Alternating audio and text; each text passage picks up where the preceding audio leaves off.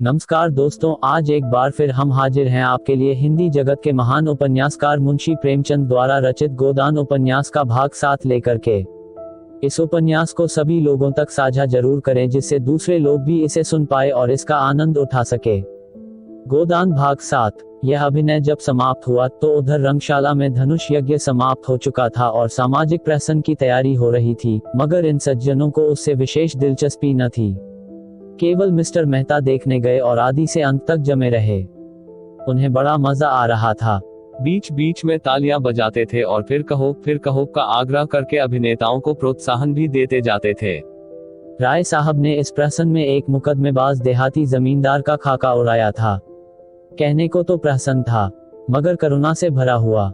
नायक का बात बात में कानून की धाराओं का उल्लेख करना, पत्नी पर केवल इसलिए मुकदमा दायर कर देना कि उसने भोजन तैयार करने में जरा सी देर कर दी, फिर वकीलों के नखरे और देहाती गवाहों की चालाकियां और झांसे, पहले गवाही के लिए चटपट तैयार हो जाना, मगर इजलास पर तलबी के समय खूब मनावन कराना और नाना प्रकार के फरमाइशें करके उल्लू बनाना, ये सभी दृश्य देखकर लोग हंसी के मारे लोटे जाते थे।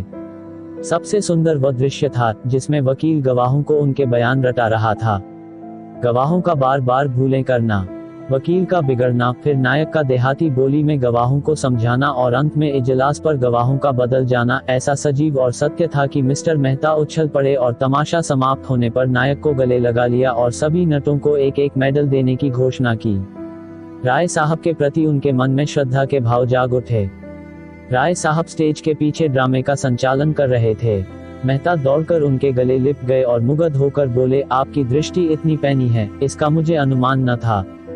दूसरे दिन जलपान के बाद शिकार का प्रोग्राम था। वहीं किसी नदी के तट पर बाग में भोजन बने, खूब जल कतीड़ा की जाए और शाम को लोग घर आया, देहाती जीवन का आनंद उठाया जाए। जिन मेहमानों को विशेष काम था वह तो विदा हो गए। केवल वे ही लोग बच रहे जिनकी राय साहब से घनिष्ठता थी। मिसेस खन्ना के सिर में दर्द था, न जा सकी, और संपादक जी इस मंडली से जले हुए थे और इनके विरुद्ध एक लेखमाला निकालकर इनकी खबर लेने के विचार में मग्न थे। सबके सब छटे हुए गुंडे हैं, हराम के पैसे उड़ाते हैं और मूंछों पर ताव देते हैं। दुनिया में क्या हो रहा है इन्हें क्या खबर, इनके पड़ोस में कौन मर रहा है इन्हें क्या परवाह। इन्हें तो अपने भोग विलास से काम है। यह मेहता जो फिलासफर बना फिरता है, उसे यही धुन है कि जीवन को संपूर्ण बनाओ। महीने में 1000 मार लेते हो, तुम्हें अख्तियार है, जीवन को संपूर्ण बनाओ या परिपूर्ण बनाओ। जिसको यह फिक्र दबाए डालती है कि लड़कों का ब्याह कैसे हो, या बीमार स्त्री के लिए वैद्य कैसे आया, या अब की घर का किराया किसके घर से आएगा, वह अपना जीवन कैसे संपूर्ण बनाए। छूटे सांड बने दूसरों के खेत में मुंह मारते फिरते हो और समझते हो संसार में सब सुखी है। तुम्हारी आंखें तब खुलेंगी जब क्रांति होगी और तुमसे कहा जाएगा, बच्चा खेत में चलकर हल जोतो। तब देखें तुम्हारा जीवन कैसे संपूर्ण होता है। और वह जो है मालती, जो 72 घाटों का पानी पीकर भी मिस बनी फिरती है, शादी नहीं करेगी, इससे जीवन बंधन में पड़ जाता है और बंधन में जीवन का पूरा विकास नहीं होता। बस जीवन का पूरा विकास इसी में है कि दुनिया को लूटे जाओ और निर्द्वंद्व विलास किए जाओ। सारे बंधन तोड़ दो, धर्म और समाज को गोली मारो, जीवन के कर्तव्यों को पास न फटकने दो, बस तुम्हारा जीवन संपूर्ण हो गया। इससे ज्यादा आसान और क्या होगा। माँ बाप से नहीं पड़ती, उन्हें धता बताओ। शादी मत करो, यह बंधन है, बच्चे होंगे, यह मोहपाश है, मगर टैक्स क्यों देते हो। कानून भी तो बंधन है, उसे क्यों नहीं तोड़ते, उससे क्यों कन्नी काटते हो। जानते हो न कि कानून की जरा भी अवज्ञा की और बेड़ियां पड़ जाएंगी। बस वही बंधन तोड़ो जिसमें अपनी भोग लिप्सा में बाधा नहीं पड़ती। रस्सी को सांप बनाकर पीटो और 30 मारखा बनो। जीते सांप के पास जाओ ही क्यों, वह फूकार भी मारेगा तो लहरें आने लगेंगी। उसे आते देखो तो दुम दबाकर भागो। यह तुम्हारा संपूर्ण जीवन है। 8 बजे शिकार पार्टी चली। खन्ना ने कभी शिकार न खेला था, बंदूक की आवाज से कांपते थे, लेकिन मिस मालती जा रही थी, वह कैसे रुक सकते थे। मिस्टर तनखा को अभी तक इलेक्शन के विषय में बातचीत करने का अवसर न मिला था। शायद वहां वह अवसर मिल जाए। राय साहब अपने इस इलाके में बहुत दिनों से नहीं गए थे। वहां का रंग ढंग देखना चाहते थे। कभी कभी इलाके में आने जाने से आदमियों से एक संबंध भी हो जाता है और रोब भी रहता है। कारकुन और प्यादे भी सचेत रहते हैं। मिर्जा खुर्शेद को जीवन के नए अनुभव प्राप्त करने का शौक था, विशेषकर ऐसे जिनमें कुछ साहस दिखाना पड़े। मिस मालती अकेले कैसे रहती? उन्हें तो रसिकों का जमघट चाहिए। केवल मिस्टर मेहता शिकार खेलने के सच्चे उत्साह से जा रहे थे। राय साहब की इच्छा तो थी कि भोजन की सामग्री, रसोइया, कहार, खिदमतगार सब साथ चलें, लेकिन मिस्टर मेहता ने उसका विरोध किया। खन्ना ने कहा, आखिर वहां भोजन करेंगे या भूखों मरेंगे? मेहता ने जवाब दिया, भोजन क्यों न करेंगे, लेकिन आज हम लोग खुद अपना सारा काम करेंगे। देखना तो चाहिए कि नौकरों के बगैर हम जिंदा रह सकते हैं या नहीं। मिस मालती पकाएंगी और हम लोग खाएंगे। देहातों में हांडियां और पत्तल मिल ही जाते हैं और ईंधन की कोई कमी नहीं। शिकार हम करेंगे ही। मालती ने गिला किया, क्षमा कीजिए, आपने रात मेरी कलाई इतने जोर से पकड़ी कि अभी तक दर्द हो रहा है। काम तो हम लोग करेंगे, आप केवल बताती जाएगा। उद्धरण। मिर्जा खुर्शीद बोले, अजी आप लोग तमाशा देखते रहिएगा, मैं सारा इंतजाम कर दूंगा। बात ही कौन सी है, जंगल में हांडी और बर्तन ढूंढना हिमाकत है। हिरन का शिकार कीजिए, भूनिए, खाए और वहीं दरख्त के साए में खर्राटे लीजिए। यही प्रस्ताव स्वीकृति हुआ। 2 मोटरें चलीं। एक मिस मालती ड्राइव कर रही थी, दूसरी खुद राय साहब। कोई 20-25 मील पर पहाड़ी प्रांत शुरू हो गया। दोनों तरफ ऊंची पर्वतमाला दौड़ी चली आ रही थी। सड़क भी पेंचदार होती जाती थी। कुछ दूर की चढ़ाई के बाद एकाएक ढाल आ गया और मोटर नीचे की ओर चली। दूर से नदी का पाट नजर आया। किसी रोगी की भांति दुर्बल निस्पंद कगार पर एक घने वटवृक्ष की छांव में कारें रोक दी गईं और लोग उतरे। यह सलाह हुई कि 2-2 की टोली बने और शिकार खेलकर 12 बजे तक यहाँ आ जाए। मिस मालती मेहता के साथ चलने को तैयार हो गईं। खन्ना मन में ऐंठ कर रह गए। जिस विचार से आए थे उसमें जैसे पंचर हो गया। अगर जानते मालती दगा देगी तो घर लौट जाते, लेकिन राय साहब का साथ उतना रोचक न होते हुए भी बुरा न था। उनसे बहुत सी मुआमले की बात करनी थी। खुर्शीद और तनखा बच रहो। उनकी टोली बनी बनाई थी। तीनों टोलियां एक एक तरफ चल दी। कुछ दूर तक पथरीली पगडंडी पर मेहता के साथ चलने के बाद मालती ने कहा, तुम तो चले ही जाते हो, जरा दम ले लेने दो। मेहता मुस्कुराए, अभी तो हम 1 मील भी नहीं आए, अभी से थक गईं। थकी नहीं, लेकिन क्यों न जरा दम ले लो। उद्धरण। जब तक कोई शिकार हाथ न आ जाए हमें आराम करने का अधिकार नहीं। उद्धरण। मैं शिकार खेलने न आई थी। मेहता ने अनजान बनकर कहा, अच्छा यह मैं न जानता था। फिर क्या करने आई थी? अब तुमसे क्या बताऊं। उद्धरण। हिरनों का एक झुंड चरता हुआ नजर आया। दोनों एक चट्टान की आड़ में छिप गए और निशाना बांधकर गोली चलाई। निशाना खाली गया। झुंड भाग निकला। मालती ने पूछा, अब? कुछ नहीं। चलो फिर कोई शिकार मिलेगा। उद्धरण। दोनों कुछ देर तक चुपचाप चलते रहे। फिर मालती ने जरा रुककर कहा, गर्मी के मारे बुरा हाल हो रहा है, आओ इस वृक्ष के नीचे बैठ जाएं। अभी नहीं। तुम बैठना चाहती हो तो बैठो। मैं तो नहीं बैठता।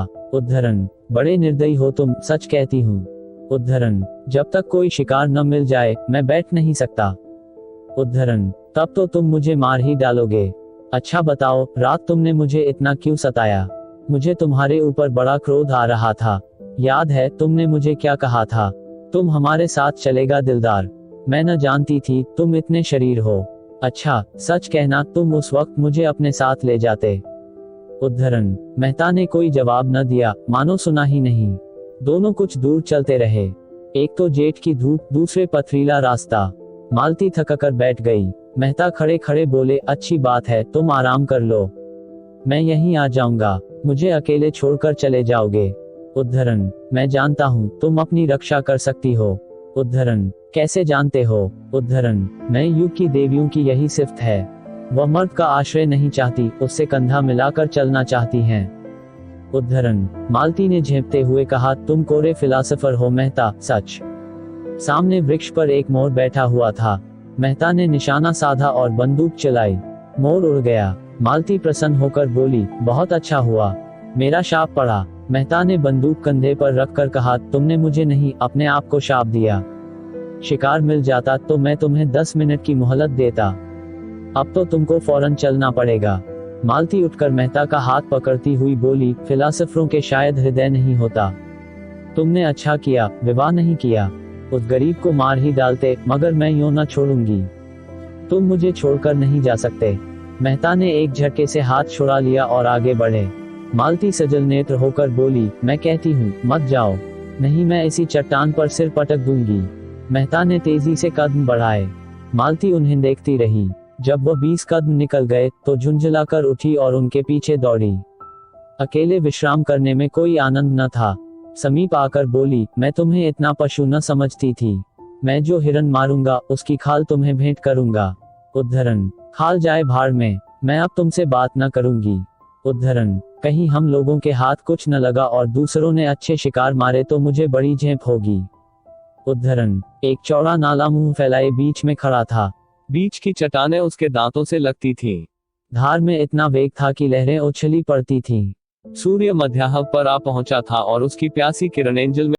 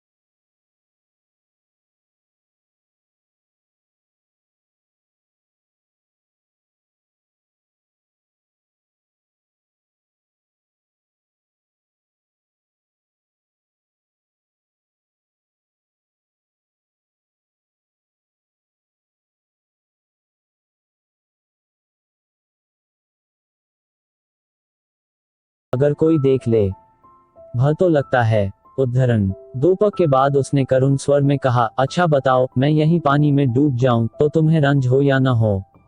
मैं तो समझती हूँ तुम्हें बिल्कुल रंज न होगा। मेहता ने आहत स्वर से कहा, तुम समझती हो मैं आदमी नहीं हूँ। मैं तो यही समझती हूँ, क्यों छिपाऊं? उद्धरण, सच कहती हो मालती?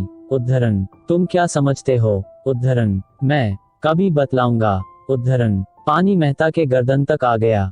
कहीं अगला कदम उठाते ही सिर तक न आ जाए। मालती का हृदय धक धक करने लगा। बोली, मेहता ईश्वर के लिए अब आगे मत जाओ, नहीं मैं पानी में कूद पड़ूंगी। उस संकट में मालती को ईश्वर याद आया, जिसका वह मजाक उड़ाया करती थी।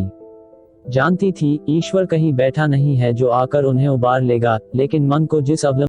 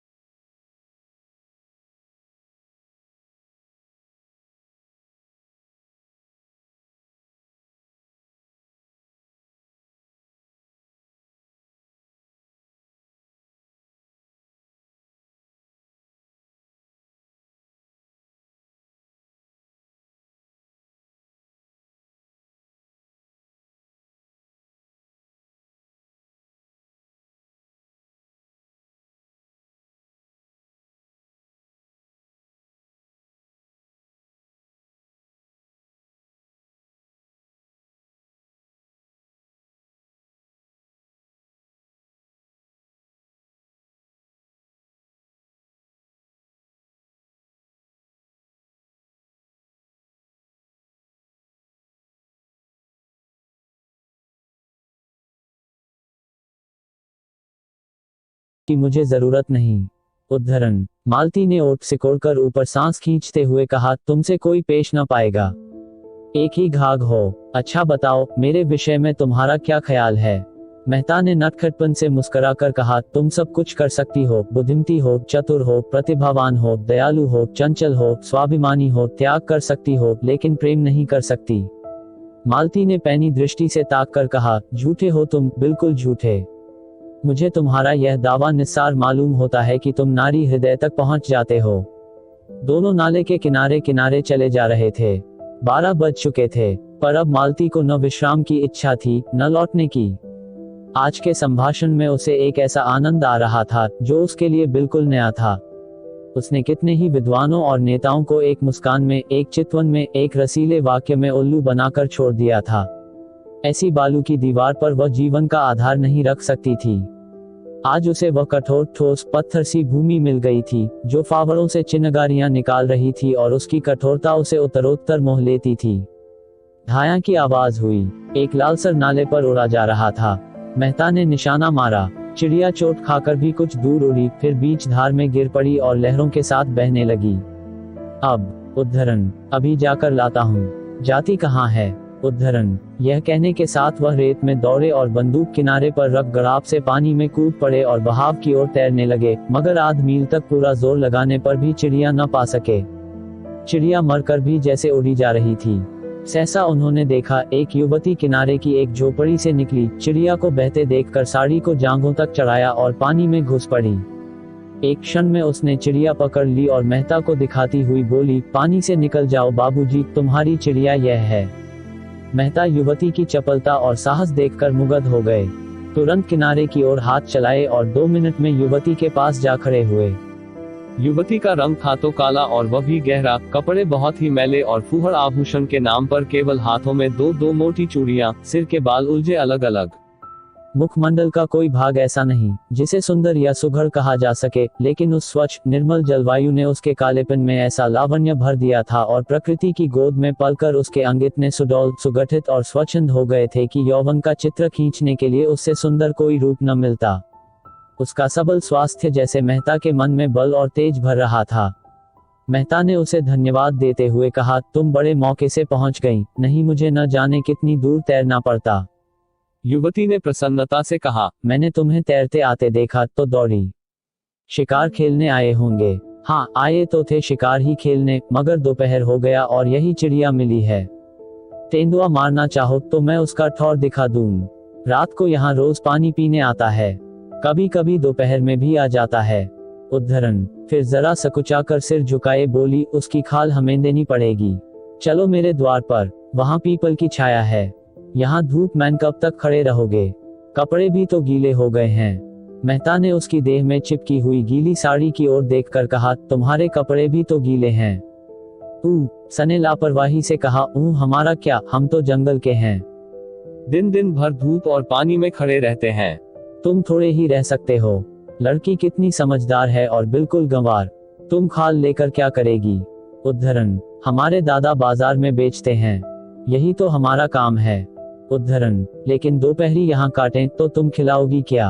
उद्धरण, युवती ने लजाते हुए कहा, तुम्हारे खाने लायक हमारे घर में क्या है? मक्के की रोटियां खाओ जो धरी हैं। चिड़िए का सालन पका दूंगी, तुम बताते जाना जैसे बनाना हो। थोड़ा सा दूध भी है। हमारी गया को एक बार तेंदुए ने घेरा था, उसे सींगों से भगाकर भाग आई, तब से तेंदुआ उससे डरता है। लेकिन मैं अकेला नहीं हूँ, मेरे साथ एक औरत भी है। उद्धरण, तुम्हारी घरवाली होगी। उद्धरण, नहीं, घरवाली तो अभी नहीं है, जान पहचान की है। उद्धरण, तो मैं दौड़कर उनको बुला लाती हूँ, तुम चलकर छांव में बैठो। उद्धरण, नहीं नहीं, मैं बुला लाता हूँ। उद्धरण, तुम थक गए होगे, शहर का रहया जंगल में काहे आते होंगे, हम तो जंगली आदमी हैं, किनारे ही तो खड़ी होंगी। उद्धरण, जब तक मेहता कुछ बोले वह हवा हो गई। मेहता ऊपर चढ़कर पीपल की छांव में बैठे। इस स्वच्छंद जीवन से उनके मन में अनुराग उत्पन्न हुआ। सामने की पर्वतमाला दर्शन तत्व की भांति अगम्य और अत्यंत फै हुई, मानो ज्ञान का विस्तार कर रही हो, मानो आत्मा उस ज्ञान को, उस प्रकाश को, उस अगम्यता को उसके प्रत्यक्ष विराट रूप में देख रही हो। दूर के एक बहुत ऊंचे शिखर पर एक छोटा सा मंदिर था, जो उस अगम्यता में बुद्धि की भांति ऊंचा पर खोया हुआ सा खड़ा था, मानो वहां तक पर मारकर पक्षी विश्राम लेना चाहता है और कहीं स्थान नहीं पाता।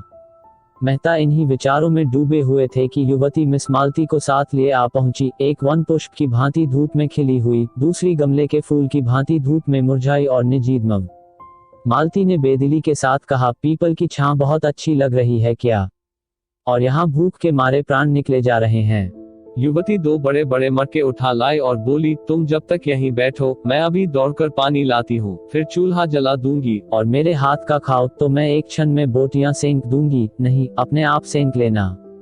हाँ, गेहूं का आटा मेरे घर में नहीं है और यहाँ कहीं कोई दुकान भी नहीं है कि ला दूं। मालती को मेहता पर क्रोध आ रहा था। बोली, तुम यहाँ क्यों आकर पड़ रहे? मेहता ने चिढ़ाते हुए कहा, एक दिन जरा इस जीवन का आनंद भी तो उठाओ। देखो, मक्के की रोटियों में कितना स्वाद है। मुझसे मक्के की रोटियां खाई ही न जाएंगी और किसी तरह निगल भी जाऊं तो हजम न होंगी। तुम्हारे साथ आकर मैं बहुत पछता रही हूँ। रास्ते भर दौड़ा के मार डाला और अब यहाँ लाकर पटक दिया। मेहता ने कपड़े उतार दिए थे और केवल एक नीला जांघिया पहने बैठे हुए थे। युवती को मटके ले जाते देखा तो उसके हाथ से मटके छीन लिए और कुएं पर पानी भरने चले। दर्शन के गहरे अध्ययन में भी उन्होंने अपने स्वास्थ्य की रक्षा की थी और दोनों मटके लेकर चलते हुए उनकी मांसल भुजाएं और चौड़ी छाती और मछलीदार जांघें किसी यूनानी प्रतिमा के सुगठित अंगों की भांति उनके पुरुषार्थ का परिचय दे रही थी। युवती उन्हें पानी खींचते हुए अनुराग भरी आंखों से देख रही थी। वह अब उसकी दया के पात्र नहीं, श्रद्धा के पात्र हो गए थे। कुआं बहुत गहरा था, कोई 60 हाथ, मटके भारी थे और मेहता कसरत का अभ्यास करते रहने पर भी एक मटका खींचते खींचते शिथिल हो गए। युवती ने दौड़कर उनके हाथ से रस्सी छीन ली और बोली, तुमसे न खींचेगा। तुम जाकर खाट पर बैठो, मैं खींचे लेती हूँ। मेहता अपने पुरुषत्व का यह अपमान न सह सके। रस्सी उसके हाथ से फिर ले ली और जोर मारकर एक क्षण में दूसरा मटका भी खींच लिया और दोनों हाथों में दोनों मटके लिए आकर झोंपड़ी के द्वार पर खड़े हो गए। युवती ने चटपट आग जलाई, लालसर के पंख झुलस डाले, छुरे से उसकी बोटियां बनाई और चूल्हे में नाक जलाकर मांस चढ़ा दिया और चूल्हे के दूसरे एले पर कढ़ाई में दूध उबालने लगी। और मालती भौहें चढ़ाए खाट पर खिन मन पड़ी इस तरह यह दृश्य देख रही थी मानो उसके ऑपरेशन की तैयारी हो रही हो। मेहता झोपड़ी के द्वार पर खड़े होकर युवती के गह कौशल को अनुरक्त नेत्रों से देखते हुए बोले, मुझे भी तो कोई काम बताओ, मैं क्या करूं? युवती ने मीठी झिड़की के साथ कहा, तुम्हें कुछ नहीं करना है, जाकर बाई के पास बैठो, बेचारी बहुत भूखी है। दूध गर्म हुआ जाता है, उसे पिला देना। उसने एक घड़े से आटा निकाला और गूंदने लगी। मेहता उसके अंगों का विलास देखते रहे। युवती भी रह रहकर उन्हें कनखियों से देखकर अपना काम करने लगती थी। मालती ने पुकारा, तुम वहां क्या खड़े हो? मेरे सिर में जोर का दर्द हो रहा है। आधा सिर ऐसा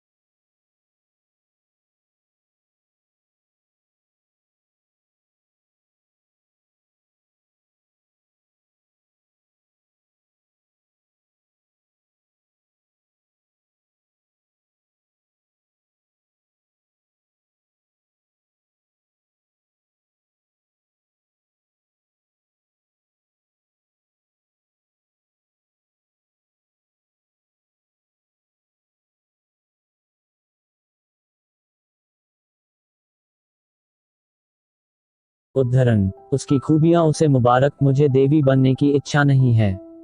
उद्धरण, तुम्हारी इच्छा हो तो मैं जाकर कार लाऊं, यद्यपि कार यहाँ आ भी सकेगी, मैं नहीं कह सकता। उद्धरण, उस कलूटी को क्यों नहीं भेज देते? उद्धरण, वह तो दवा लेने गई है, फिर भोजन पकाएगी। उद्धरण, तो आज आप उसके मेहमान हैं, शायद रात को भी यही रहने का विचार होगा, रात को शिकार भी तो अच्छा मिलते हैं। उद्धरण, मेहता ने इस आक्षेप से चिढ़कर कहा, इस युवती के प्रति मेरे मन में जो प्रेम और श्रद्धा है वह ऐसी है कि अगर मैं उसकी ओर वासना से देखूं तो आंखें फूट जाएं। मैं अपने किसी घनिष्ठ मित्र के लिए भी इस धूप और लू में उस ऊंची पहाड़ी पर न जाता, और हम केवल घड़ी भर के मेहमान हैं, यह वह जानती है। वह किसी गरीब औरत के लिए भी इसी तत्परता से दौड़ जाएगी। मैं विश्व बंधुत्व और विश्व प्रेम पर केवल लेख लिख सकता हूँ, केवल भाषण दे सकता हूँ। वह उस प्रेम और त्याग का व्यवहार कर सकती है, कहने से करना कहीं कठिन है, इसे तुम भी जानती हो। मालती ने उपहास भाव से कहा, बस बस, वह देवी है। मैं मान गई, उसके वक्ष में उभार है, नितंबों में भारीपन है, देवी होने के लिए और क्या चाहिए? मेहता तिलमिला उठे, तुरंत उठे और कपड़े पहने जो सूख गए थे, बंदूक उठाई और चलने को तैयार हुए। मालती ने फुकार मारी, तुम नहीं जा सकते, मुझे अकेली छोड़कर। तब कौन जाएगा? उद्धरण, वही तुम्हारी देवी। उद्धरण, मेहता हतबुद्धि से खड़े थे। नारी पुरुष पर कितनी आसानी से विजय पा सकती है, इसका आज उन्हें जीवन में पहला अनुभव हुआ। वह दौड़ी हांफती चली आ रही थी, वही कलूटी युवती, हाथ में एक झाड़ लिए हुए। समीप जाकर मेहता को कहीं जाने को तैयार देखकर बोली, मैं वह जड़ी खोज लाई, अभी घिसकर लगाती हूँ। लेकिन तुम कहाँ जा रहे हो? मांस तो पक गया होगा, मैं रोटियां सेंक देती हूँ, 2 एक खा लेना। बाई दूध पी लेगी, ठंडा हो जाए तो चले जाना। उसने निस्संकोच भाव से मेहता के अचकन की बटनें खोल दी। मेहता अपने को बहुत रोके हुए थे, जी होता था इस गंवारिन के चरणों को चूम लें। मालती ने कहा, अपनी दवाई रहने दो, नदी के किनारे बरगद के नीचे हमारी मोटर कार खड़ी है, वहाँ और लोग होंगे, उनसे कहना कार यहाँ लाएं। दौड़ी हुई जा। युवती ने दीन नेत्रों से मेहता को देखा। इतनी मेहनत से बूटी लाई, उसका यह अनादर, इस गंवारिन की दवा इन्हें नहीं जची तो न सही, उसका मन रखने को ही जरा सी लगवा लेती तो क्या होता? उसने बूटी जमीन पर रखकर पूछा, तब तक तो चूल्हा ठंडा हो जाएगा बाई जी, कहो तो रोटियां सेंक कर रख दूं। बाबूजी खाना खा लें, तुम दूध पी लो और दोनों जने आराम करो, तब तक मैं मोटर वाले को बुला लाऊंगी। वह झोपड़ी में गई, बुझी हुई आग फिर जलाई, देखा तो मांस उबल गया था, कुछ जल भी गया था। जल्दी जल्दी रोटियां सेंकी, दूध गर्म था, उसे ठंडा किया और एक कटोरे में मालती के पास लाई। मालती ने कटोरे के भेमपन पर मुंह बनाया, लेकिन दूध त्याग न सकी। मेहता झोपड़ी के द्वार पर बैठकर एक थाली में मांस और रोटियां खाने लगे। युवती खड़ी पंखा झल रही थी। मालती ने युवती से कहा, उन्हें खाने दे, कहीं भागे नहीं जाते हैं। तू जाकर गाड़ी ला। युवती ने मालती की ओर एक बार सवाल की आंखों से देखा। यह क्या चाहती हैं? इनका आशय क्या है? उसे मालती के चेहरे पर रोगियों की सी नम्रता और कृतज्ञता और याचना न दिखाई दी, उसकी जगह अभिमान और प्रमाद की झलक थी। गंवारिन मनोभावों के पहचानने में चतुर थी। बोली, मैं किसी की लौड़ी नहीं हूँ बाई जी, तुम बड़ी हो, अपने घर की बड़ी हो, मैं तुमसे कुछ मांगने तो नहीं जाती, मैं गाड़ी लेने न जाऊंगी। मालती ने डांटा, अच्छा तूने गुस्ताखी पर कमर बांधी, बता तू किसके इलाके में रहती है? यह राय साहब का इलाका है। उद्धरण, तो तुझे उन्हीं राय साहब के हाथों हंटरों से पिटवाऊंगी। उद्धरण, मुझे पिटवाने से तुम्हें सुख मिले तो पिटवा लेना बाई जी, कोई रानी महारानी थोड़ी हूँ कि लश्कर भेजनी पड़ेगी। उद्धरण, मेहता ने 2-4 कौर निगले थे कि मालती की यह बातें सुनी, कौर कंठ में अटक गया। जल्दी से हाथ धोया और बोले, वह नहीं जाएगी, मैं जा रहा हूँ। मालती भी खड़ी हो गई, उसे जाना पड़ेगा। मेहता ने अंग्रेजी में कहा, उसका अपमान करके तुम अपना सम्मान बढ़ा नहीं रही हो मालती। मालती ने फटकार बताई, ऐसी ही लौंडियां मर्दों को पसंद आती हैं, जिनमें और कोई गुण हो या न हो, उनकी टहल दौड़ दौड़ कर प्रसन्न मन से करें और अपना भाग्य सराहें कि इस पुरुष ने मुझसे यह काम करने को तो कहा। वह देवियां हैं, शक्तियां हैं, विभूतियां हैं। मैं समझती थी वह पुरुषत्व तुम में कम से कम नहीं है, लेकिन अंदर से, संस्कारों से तुम भी वही बर्बर हो। मेहता मनोविज्ञान के पंडित थे, मालती के मनोरहस्यों को समझ रहे थे। ईर्ष्या का ऐसा अनोखा उदाहरण उन्हें कभी न मिला था। उस रमणी में, जो इतनी मृदु स्वभाव, इतनी उदार, इतनी प्रसन्नमुख थी, ईर्ष्या की ऐसी प्रचंड ज्वाला। बोले, कुछ भी कहो, मैं उसे न जाने दूंगा। उसकी सेवाओं और कपियों का यह पुरस्कार देकर मैं अपनी नजरों में नीच नहीं बन सकता। मेहता के स्वर में कुछ ऐसा तेज था कि मालती धीरे से उठी और चलने को तैयार हो गई।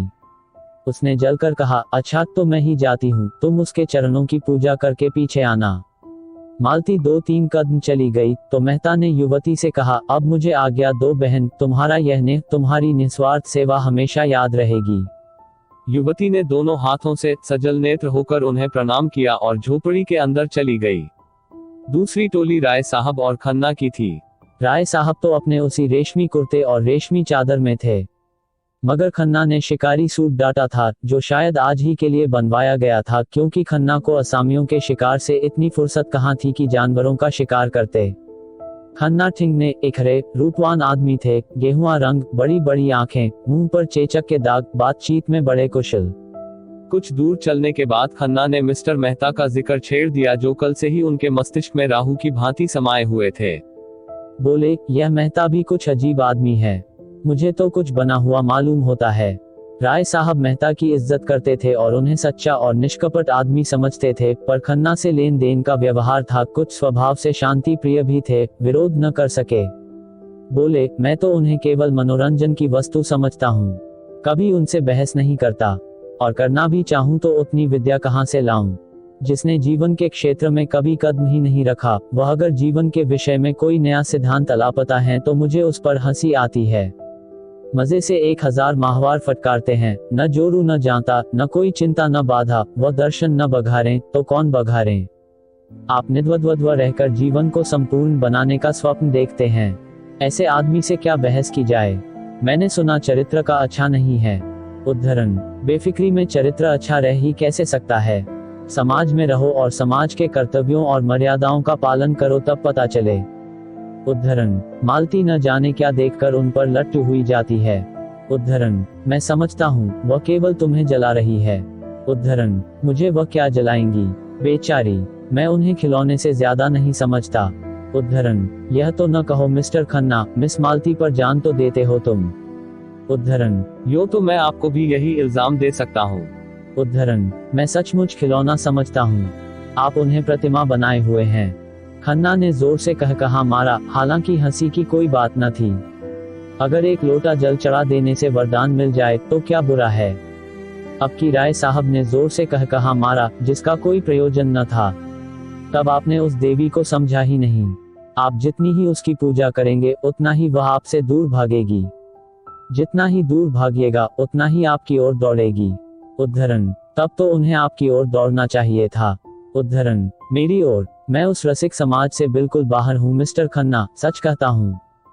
मुझ में जितनी बुद्धि, जितना बल है, वह इस इलाके के प्रबंध में ही खर्च हो जाता है। घर के जितने प्राणी हैं, सभी अपनी अपनी धुन में मस्त, कोई उपासना में, कोई विषय वासना में, को काहू में मगन, को काहू में मगन। और इन सब अजगरों को भक्ष्य देना मेरा काम है, कर्तव्य है। मेरे बहुत से ताल्लुकेदार भाई भोग विलास करते हैं, यह सब मैं जानता हूँ, मगर वह लोग घर फूंक कर तमाशा देखते हैं। कर्ज का बोझ सिर पर लदा जा रहा है, रोज डिग्रियां हो रही हैं। जिससे लेते हैं उसे देना नहीं जानते, चारों तरफ बदनाम। मैं तो ऐसी जिंदगी से मर जाना अच्छा समझता हूँ। मालूम नहीं किस संस्कार से मेरी आत्मा में जरा सी जान बाकी रह गई, जो मुझे देश और समाज के बंधन में बांधे हुए है। सत्याग्रह आंदोलन छिड़ा, मेरे सारे भाई शराब कबाब में मस्त थे, मैं अपने को न रोक सका। जेल गया और लाखों रुपए की जेरबारी उठाई और अभी तक उसका तावान दे रहा हूँ। मुझे उसका पछतावा नहीं है, बिल्कुल नहीं। मुझे उसका गर्व है। मैं उस आदमी को आदमी नहीं समझता, जो देश और समाज की भलाई के लिए उद्योग न करे और बलिदान न करे। मुझे क्या अच्छा लगता है कि निर्जीव किसानों का रक्त चूसूं और अपने परिवार वालों की वासनाओं की तृप्ति के साधन जुटाऊं, मगर करूं क्या। जिस व्यवस्था में पला और जिया, उससे घर ना होने पर भी उसका मोह त्याग नहीं सकता, और उसी चरखे में रात दिन पड़ा रहता हूँ कि किसी तरह इज्जत आबरू बची रहे और आत्मा की हत्या न होने पाए। ऐसा आदमी मिस मालती क्या किसी भी मिस के पीछे नहीं पड़ सकता, और पड़े तो उसका सर्वनाश ही समझिए। हाँ, थोड़ा सा मनोरंजन कर लेना दूसरी बात है। मिस्टर खन्ना भी साहसी आदमी थे, संग्राम में आगे बढ़ने वाले। 2 बार जेल हो आए थे, किसी से दबना न जानते थे, खद्दर न पहनते थे और फ्रांस की शराब पीते थे। अवसर पड़ने पर बड़ी बड़ी तकलीफें झेल सकते थे। जेल में शराब छुई तक नहीं और ए क्लास में रहकर भी सी क्लास की रोटियां खाते रहे। हालांकि उन्हें हर तरह का आराम मिल सकता था, मगर रण क्षेत्र में जाने वाला रथ भी तो बिना तेल के नहीं चल सकता। उनके जीवन में थोड़ी सी रसिकता लाजिमा थी। बोले, आप सन्यासी बन सकते हैं, मैं तो नहीं बन सकता। मैं तो समझता हूँ, जो भोगी नहीं है वह संग्राम में भी पूरे उत्साह से नहीं जा सकता। जो रमणी से प्रेम नहीं कर सकता, उसके देश प्रेम में मुझे विश्वास नहीं। राय साहब मुस्कुराए। आप मुझी पर आवाजें कसने लगे। आवाज नहीं है, तत्व की बात है। उद्धरण, शायद हो। आप अपने दिल के अंदर बैठ कर देखिए तो पता चले। उद्धरण, मैंने तो बैठ कर देखा है और मैं आपको विश्वास दिलाता हूँ, वहाँ और चाहे जितनी बुराइयां हों, विषय की लालसा नहीं है। उद्धरण, तब मुझे आपके ऊपर दया आती है। आप जो इतने दुखी और निराश और चिंतित हैं, इसका एकमात्र कारण आपका निग्रह है। मैं तो यह नाटक खेल कर रहूंगा, चाहे देखांत ही क्यों न हो। वह मुझसे मजाक करती है, दिखाती है कि मुझे तेरी परवाह नहीं है, लेकिन मैं हिम्मत हारने वाला मनुष्य नहीं हूँ। मैं अब तक उसका मिजाज नहीं समझ पाया। कहानी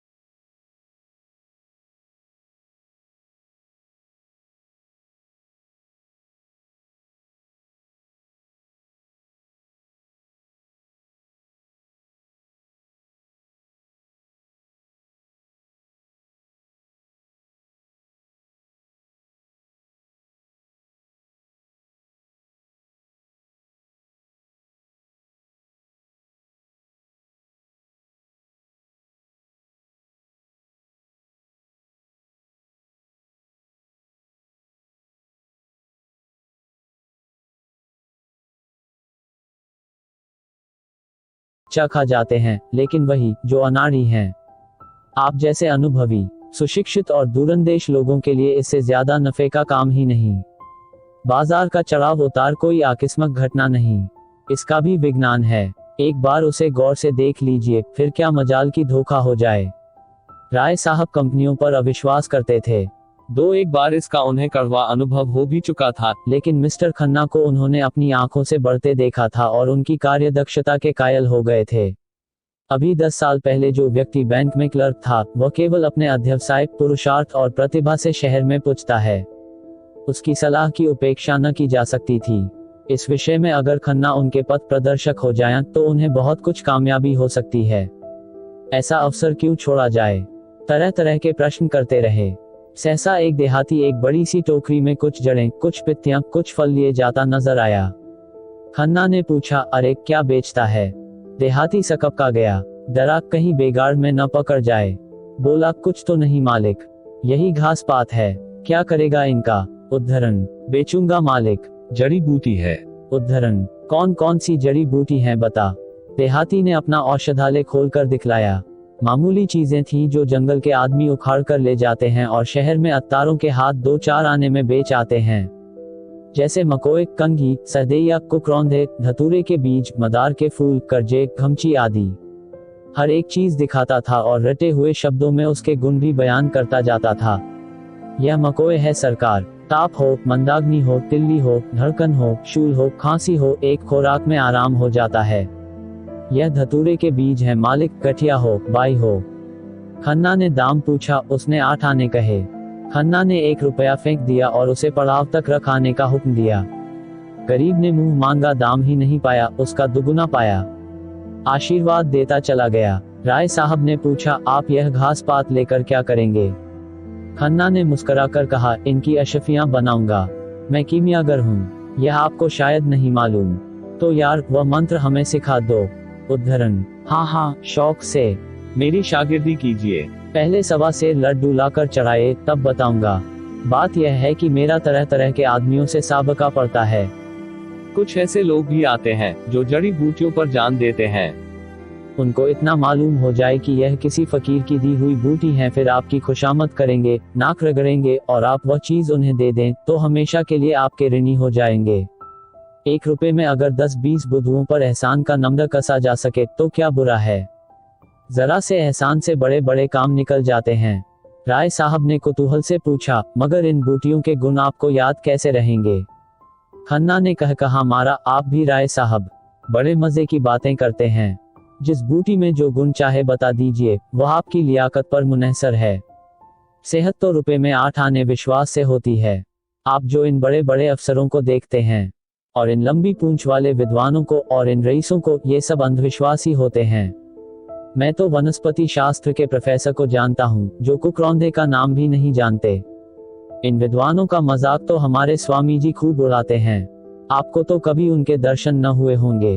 अब की आप आएंगे तो उनसे मिलाऊंगा। जब से मेरे बगीचे में ठहरे हैं, रात दिन लोगों का तांता लगा रहता है।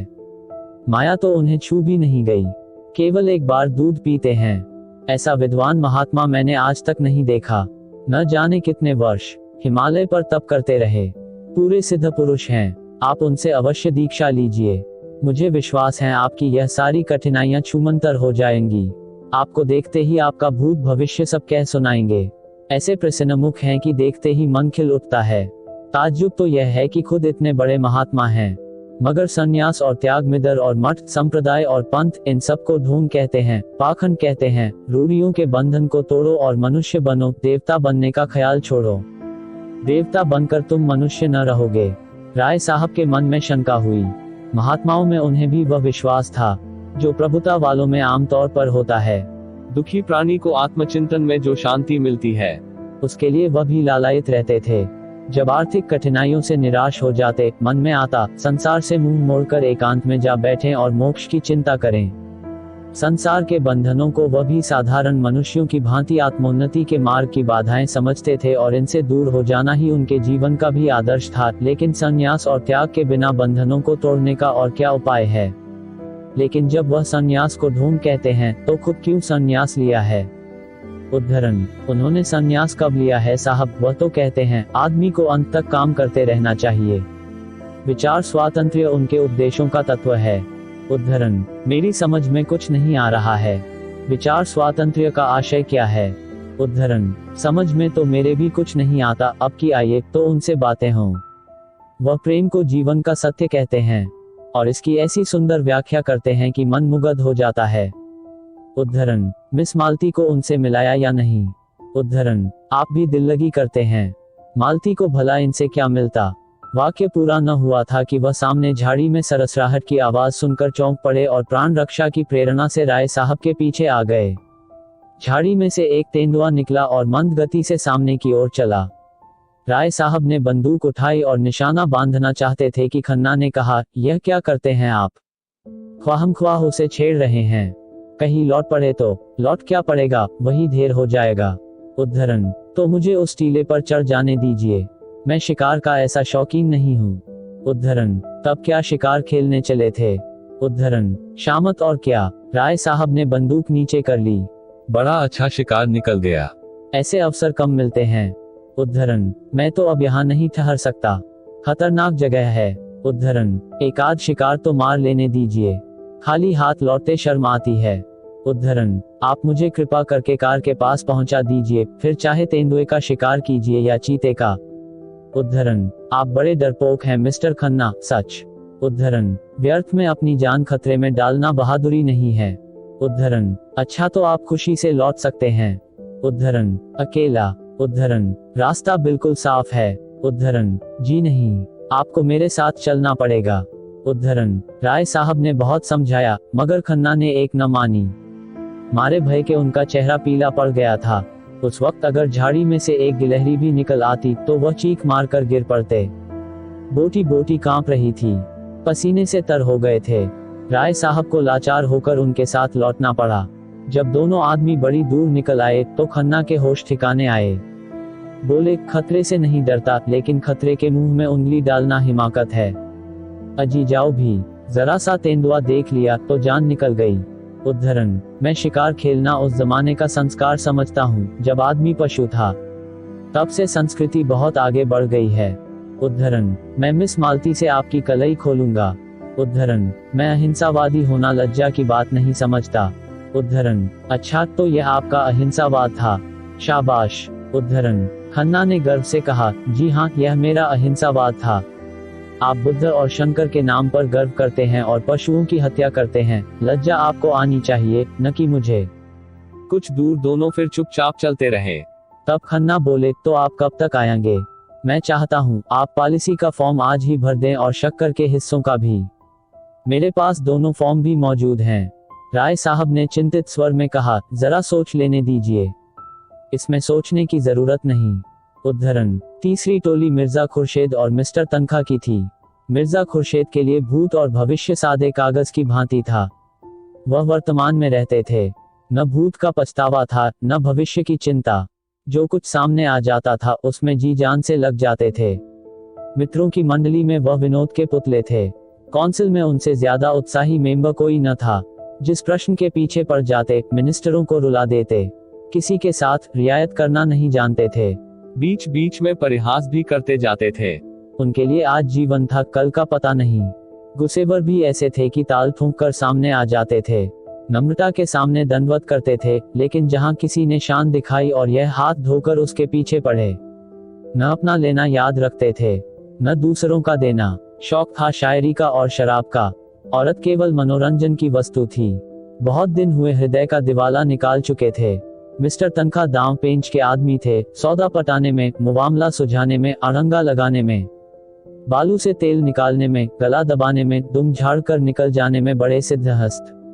कहिए रेत में नाव चला दें, पत्थर पर दूब उगा दें। ताल्लुकेदारों को महाजनों से कर्ज दिलाना, नई कंपनियां खोलना, चुनाव के अवसर पर उम्मीदवार खड़े करना, यही उनका व्यवसाय था। खासकर चुनाव के समय उनकी तकदीर चमकती थी।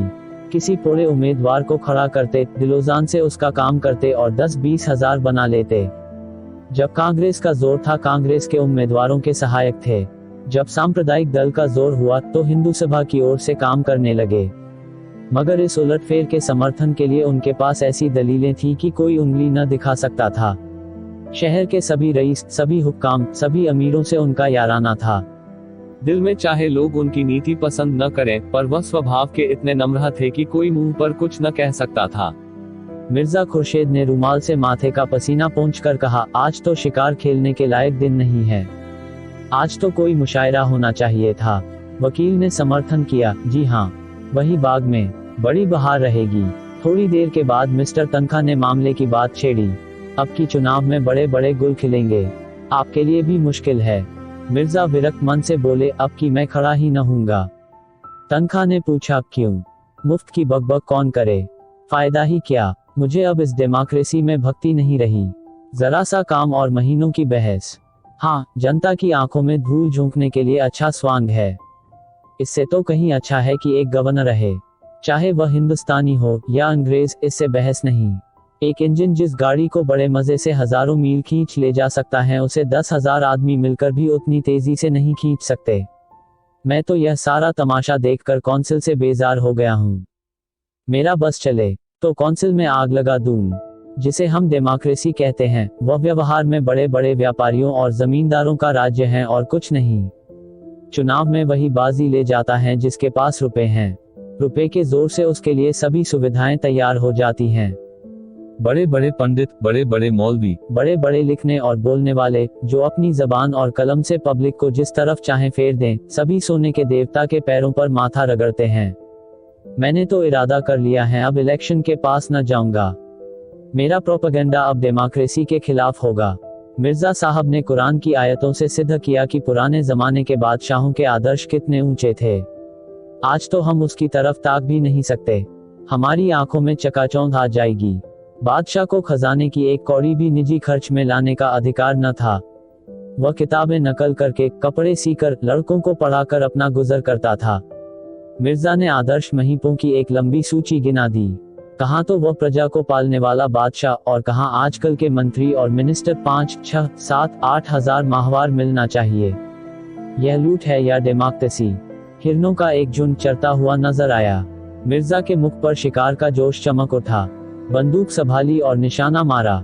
एक काला सा हिरन गिर पड़ा। वह मारा। इस उन्मत्त ध्वनि के साथ मिर्जा भी बेतहाशा दौड़े, बिल्कुल बच्चों की तरह उछलते कूदते, तालियां बजाते। समीप ही एक वृक्ष पर एक आदमी लकड़ियां काट रहा था। वह भी चटपट वृक्ष से उतरकर मिर्जाजी के साथ दौड़ा। हिरन की गर्दन में गोली लगी थी, उसके पैरों में कंपन हो रहा था और आंखें पथरा गई थीं। लकड़हारे ने हिरन को करुण नेत्रों से देखकर कहा, अच्छा पट्टा था, मन भर से कम न होगा। हुक्म हो तो मैं उठाकर पहुंचा दूं। मिर्जा कुछ बोले नहीं। हिरन की टंगी हुई, दीन वेदना से भरी आंखें देख रहे थे। अभी 1 मिनट पहले इसमें जीवन था। जरा सा पत्ता भी खड़कता तो कान खड़े करके चौकड़ियां भरता हुआ निकल भागता। अपने मित्रों और बाल बच्चों के साथ ईश्वर की उगाई हुई घास खा रहा था। मगर अब निस्पंद पड़ा है। उसकी खाल उधेड़ लो, उसकी बोटियां कर डालो, उसका कीमा बना डालो, उसे खबर न होगी। उसके क्रीड़ा में जीवन में जो आकर्षण था, जो आनंद था, वह क्या इस निर्जीव शव में है? कितनी सुंदर गठन थी, कितनी प्यारी आंखें, कितनी मनोहर छवि। उसकी छलांगें हृदय में आनंद की तरंगें पैदा कर देती थी। उसकी चौकड़ियों के साथ हमारा मन भी चौकड़ियां भरने लगता था।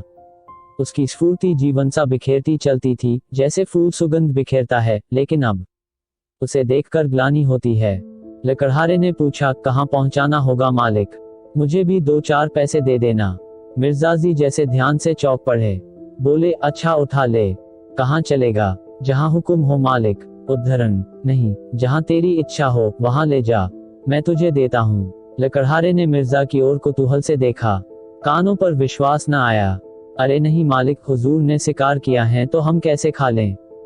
उद्धरण, नहीं नहीं, मैं खुशी से कहता हूँ, तुम इसे ले जाओ। तुम्हारा घर यहाँ से कितनी दूर है? उद्धरण, कोई आधा कोस होगा मालिक। उद्धरण, तो मैं भी तुम्हारे साथ चलूंगा, देखूंगा तुम्हारे बाल बच्चे कैसे खुश होते हैं। उद्धरण, ऐसे तो मैं न ले जाऊंगा सरकार।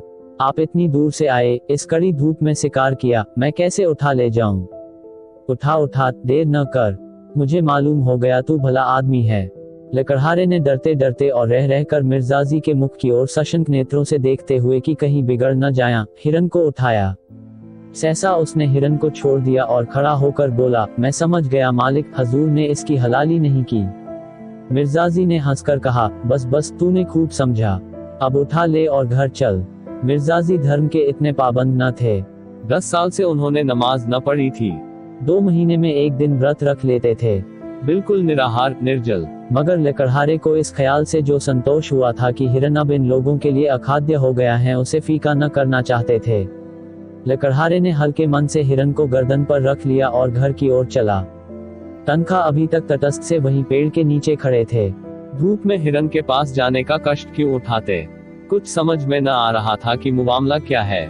लेकिन जब लकड़हारे को उल्टी दिशा में जाते देखा तो आकर मिर्जा से बोले, आप उधर कहाँ जा रहे हैं हजरत? क्या रास्ता भूल गए?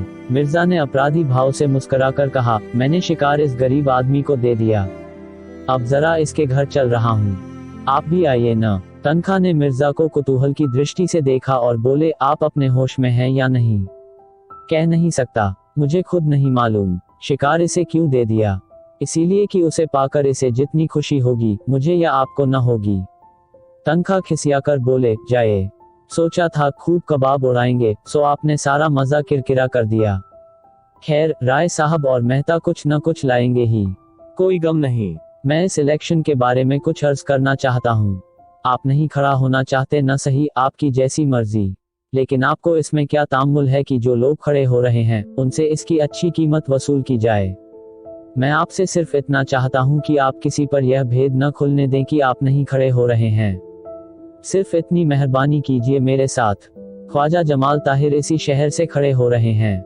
रईसों के वोट 16 आने उनकी तरफ हैं ही। हुक्काम भी उनके मददगार हैं। फिर भी पब्लिक पर आपका जो असर है इससे उनकी कोर दब रही है। आप चाहें तो आपको उनसे 10-20 हजार रुपए महज यह जाहिर कर देने के मिल सकते हैं कि आप उनकी खातिर बैठ जाते हैं। नहीं, मुझे अर्ज कर लेने दीजिए। इस मामले में आपको कुछ नहीं करना है। आप बेफिक्र बैठे रहिए। मैं आपकी तरफ से एक मैनिफेस्टो निकाल दूंगा और उसी शाम को आप मुझसे 10,000 नकद वसूल कर लीजिए। मिर्जा साहब ने उनकी ओर हिकारत से देखकर कहा, मैं ऐसे रुपए पर और आप पर लानत भेजता हूँ। मिस्टर तनखा ने जरा भी बुरा नहीं माना, माथे पर बल तक न आने दिया। मुझ पर आप जितनी लानत चाहें भेजें, मगर रुपए पर लानत भेजकर आप अपना ही नुकसान कर रहे हैं। उद्धरण, मैं ऐसी रकम को हराम समझता हूँ। उद्धरण, आप शरीयत के इतने पाबंद तो नहीं हैं। उद्धरण, लूट की कमाई को हराम समझने के लिए शरा का पाबंद होने की जरूरत नहीं है। उद्धरण, तो इस मामले में क्या आप अपना फैसला तब्दील नहीं कर सकते? उद्धरण, जी नहीं। उद्धरण, अच्छी बात है, इसे जाने दीजिए। किसी बीमा कंपनी के डायरेक्टर बनने में तो आपको कोई ऐतराज नहीं है। आपको कंपनी का एक हिस्सा भी न खरीदना पड़ेगा। आप सिर्फ अपना नाम दे दीजिएगा। उद्धरण, जी नहीं, मुझे यह भी मंजूर नहीं है। मैं कई कंपनियों का डायरेक्टर, कई का मैनेजिंग एजेंट, कई का चेयरमैन था। दौलत मेरे पांव चूमती थी। मैं जानता हूँ दौलत से आराम और तकल्लुफ के कितने सामान जमा किए जा सकते हैं, मगर यह भी जानता हूँ कि दौलत इंसान को कितना खुदगर्ज बना देती है, कितना ऐश पसंद, कितना मक्कार, कितना बेगैरत। उद्धरण, वकील साहब को फिर कोई प्रस्ताव करने का साहस न हुआ। मिर्जाजी की बुद्धि और प्रभाव में उनका जो विश्वास था वह बहुत कम हो गया। उनके लिए धन ही सब कुछ था और ऐसे आदमी से जो लक्ष्मी को ठोकर मारता हो, उनका कोई मेल न हो सकता था। लकड़हारा हिरन को कंधे पर रखे लपका चला जा रहा था। मिर्जा ने भी कदम बढ़ाया, पर स्थूलकाय तनखा पीछे रह गए। उन्होंने पुकारा, जरा सुनिए मिर्जाजी, आप तो भागे जा रहे हैं। मिर्जाजी ने बिना रुके हुए जवाब दिया, वह गरीब बोझ लिए इतनी तेजी से चला जा रहा है, हम क्या अपना बदन लेकर भी उसके बराबर नहीं चल सकते। लकड़हारे ने हिरन को एक ठूंठ पर उतार कर रख दिया था और दम लेने लगा था। मिर्जा साहब ने आकर पूछा, थक गए क्यों? लकड़हारे ने सकुचाते हुए कहा, बहुत भारी है सरकार। तो लाओ कुछ दूर मैं ले चलूं। उद्धरण, लकड़हारा हंसा। मिर्जा डील डॉल में उससे कहीं ऊंचे और मोटे ताजे थे, फिर भी वह दुबला पतला आदमी उनकी इस बात पर हंसा। मिर्जाजी पर जैसे चाबुक पड़ गया। तुम हंसे क्यों? क्या तुम समझते हो मैं इसे नहीं उठा सकता? उद्धरण, लकड़हारे ने मानो क्षमा मांगी, सरकार आप लोग बड़े आदमी हैं, बोझ उठाना तो हम जैसे मजूरों ही का काम है। मैं तुम्हारा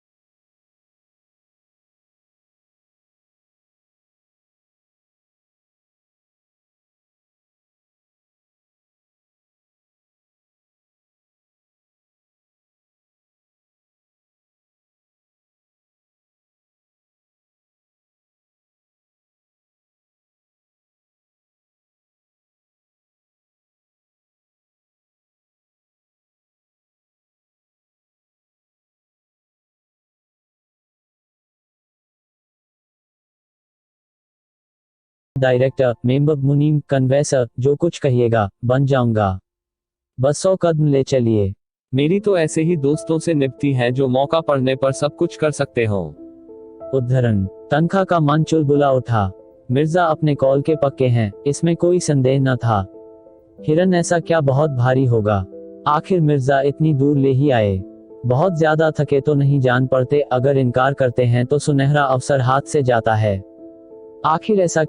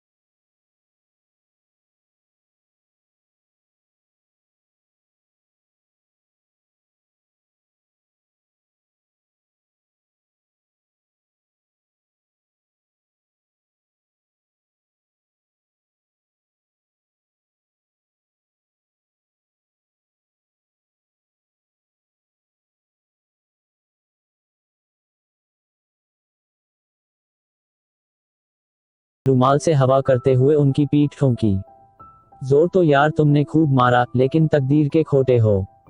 तनखा ने हांफते हुए लंबी सांस खींचकर कहा, आपने तो आज मेरी जान ही ले ली थी। 2 मन से कम न होगा ससुर। मिर्जा ने हंसते हुए कहा, लेकिन भाईजान मैं भी तो इतनी दूर उठाकर लाया ही था। वकील साहब ने खुशामद करनी शुरू की, मुझे तो आपकी फरमाइश पूरी करनी थी। आपको तमाशा देखना था, वह आपने देख लिया। अब आपको अपना वादा पूरा करना होगा। आपने मुआदा कब पूरा किया? उद्धरण। कोशिश तो जान तोड़ कर की। उद्धरण। इसकी सनद नहीं। उद्धरण। लकड़हारे ने फिर हिरन उठा लिया था और भागा चला जा रहा था। वह दिखा देना चाहता था कि तुम लोगों ने कांप कांप कर 10 कदम से उठा लिया तो यह न समझो कि पास हो गए। इस मैदान में मैं दुर्बल होने पर भी तुमसे आगे रहूंगा। हाँ, कागज तुम चाहे जितना काला करो और झूठे मुकदमे चाहे जितने बनाओ। एक नाला मिला जिसमें बहुत थोड़ा पानी था। नाले के उस पार टीले पर एक छोटा सा 5-6 घरों का पुरवा था और कई लड़के इमली के पेड़ के नीचे खेल रहे थे। लकड़हारे को देखते ही सब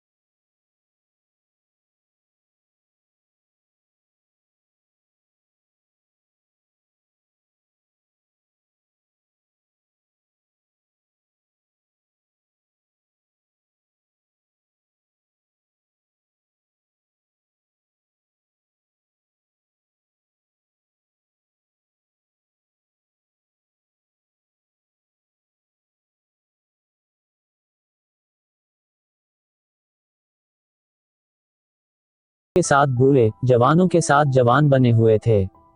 इतनी देर में सारे गांव से उनका इतना घनिष्ठ परिचय हो गया था, मानो यहीं के निवासी हों। लड़के तो उन पर लदे पड़ते थे। कोई उनकी फुंदनेदार टोपी सिर पर रखे लेता था, कोई उनकी राइफल कंधे पर रखकर अकड़ता हुआ चलता था, कोई उनकी कलाई की घड़ी खोलकर अपनी कलाई पर बांध लेता था। मिर्जा ने खुद खूब देशी शराब पी और झूम झूम कर जंगली आदमियों के साथ गाते रहे। जब ये लोग सूर्यास्त के समय यहाँ से विदा हुए तो गांव भर के नर नारी इन्हें बड़ी दूर तक पहुंचाने आए। कई तो रोते थे। ऐसा सौभाग्य उन गरीबों के जीवन में शायद पहली ही बार आया हो कि किसी शिकारी ने उनकी दावत की हो। जरूर यह कोई राजा है, नहीं तो इतना दरियाव दिल किसका होता है। इनके दर्शन फिर काहे को होंगे। कुछ दूर चलने के बाद मिर्जा ने पीछे फिरकर देखा और बोले, बेचारे कितने खुश थे। काश मेरी जिंदगी में ऐसे मौके रोज आते। आज का दिन बड़ा मुबारक था। तनखा ने बेरुखी के साथ कहा, आपके लिए मुबारक होगा, मेरे लिए तो मनहूस ही था। मतलब कि कोई बात न हुई। दिन भर जंगलों और पहाड़ों की खाक छानने के बाद अपना समूह लिए लौट जाते हैं। मिर्जा ने निर्दयता से कहा, मुझे आपके साथ हमदर्दी नहीं है। दोनों आदमी जब बरगद के नीचे पहुंचे तो दोनों टोलियां लौट चुकी थीं। मेहता मुंह लटकाए हुए थे। मालती विमनसी अलग बैठी थी, जो नई बात थी। राय साहब और खन्ना दोनों भूखे रह गए थे और किसी के मुंह से बात न निकलती थी। वकील साहब इसलिए दुखी थे कि मिर्जा ने उनके साथ बेवफाई की। अकेले मिर्जा साहब प्रसन्न थे और वह प्रसन्नता अलौकिक थी। हमें उम्मीद है कि आप इस उपन्यास का आनंद उठा रहे होंगे।